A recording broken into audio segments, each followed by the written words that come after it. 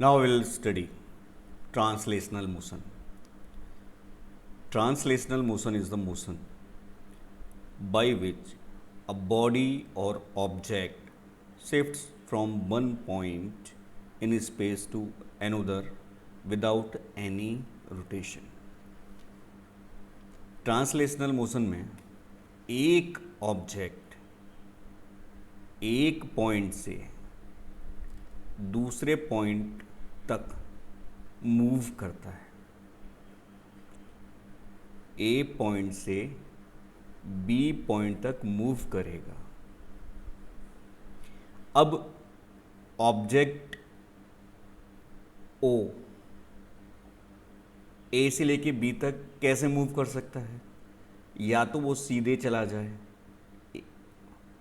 या फिर वो किसी कर्व के करस्पॉन्डिंग मूव करे, या तो वो सीधे शिफ्ट हो जाए या किसी कर्व के पाथ के अकॉर्डिंग मूव करे। जब ऑब्जेक्ट एक पर्टिकुलर डायरेक्शन में स्ट्रेट लाइन के अलोंग मूव करेगा, जब ऑब्जेक्ट एक पर्टिकुलर डायरेक्शन में स्ट्रेट लाइन के अलोंग मूव करेगा तो ट्रांसलेशनल मोशन को रेक्टिलिनियर मोशन कहते हैं। और यदि ऑब्जेक्ट किसी कर्व के पाथ के अलोंग मूव करता हुआ पॉइंट ए से पॉइंट बी तक जाएगा तो ऑब्जेक्ट की जो मोशन होगी वो भी ट्रांसलेशनल मोशन होगी, लेकिन that is curvilinear translational motion. इन दोनों ही मोशन में important thing is object should not rotate about its own axis. मान लीजिए मैंने ऑब्जेक्ट को कुछ ऐसे बनाया, ये क्या है? एक ऑब्जेक्ट है, पॉइंट ए पर है, पॉइंट बी इधर है।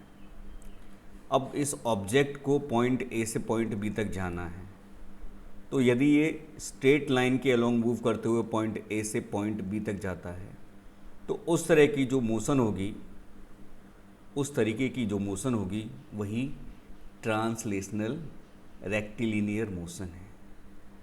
अभी यहाँ ए से बी तक ऑब्जेक्ट या तो ऐसे ही जा सकता है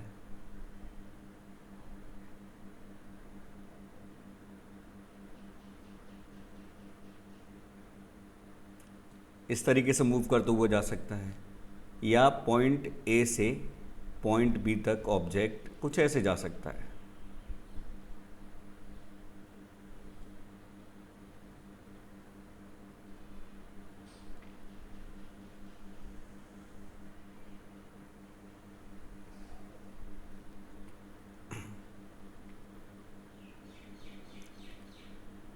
इन दोनों ही केसेस में, केस 1 एंड केस 2 में ऑब्जेक्ट स्ट्रेट लाइन के अलोंग मूव कर रहा है। दोनों ही केसेस में ऑब्जेक्ट स्ट्रेट लाइन के अलोंग मूव कर रहा है, लेकिन केस 1 में ऑब्जेक्ट रोटेट नहीं हो रहा है। केस 2 में ऑब्जेक्ट अपनी एक्सिस के अबाउट रोटेट भी हो रहा है। तो भले ही ये एक ही डायरेक्शन में मूव कर रहा है, स्ट्रेट लाइन के अलोंग मूव कर रहा है, लेकिन ये जो मोशन है वो रेक्टिलिनियर मोशन नहीं है। रेक्टिलिनियर मोशन के लिए ज़रूरी है कि with object should not rotate without any rotation. Object rotate नहीं करना चाहिए। यदि ऑब्जेक्ट ने अपनी एक्सिस के अबाउट रोटेशन किया या रोटेट किया ऑब्जेक्ट, तो मोशन रेक्टिलिनियर मोशन नहीं होगी। ट्रांसलेशनल मोशन में ऑब्जेक्ट का एवरी पार्टिकल सेम डिस्प्लेसमेंट रखता है। अभी मान लीजिए जितना ये पॉइंट यहाँ से यहाँ तक डिस्प्लेस हुआ, जितना ये डिस्टेंस होगा उतना ही इस पॉइंट का यहाँ तक डिस्प्लेसमेंट होगा। अब ये यहाँ पे हम देखें, मान लीजिए ये पॉइंट है, इसका डिस्प्लेसमेंट कितना हुआ, यहाँ तक हुआ, दूसरे का सेम नहीं होगा। क्यों नहीं होगा?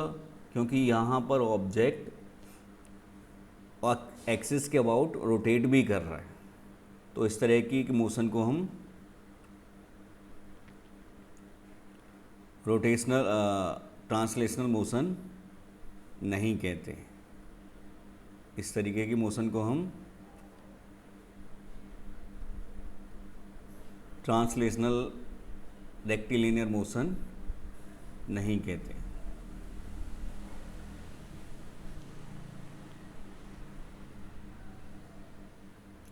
Translational motion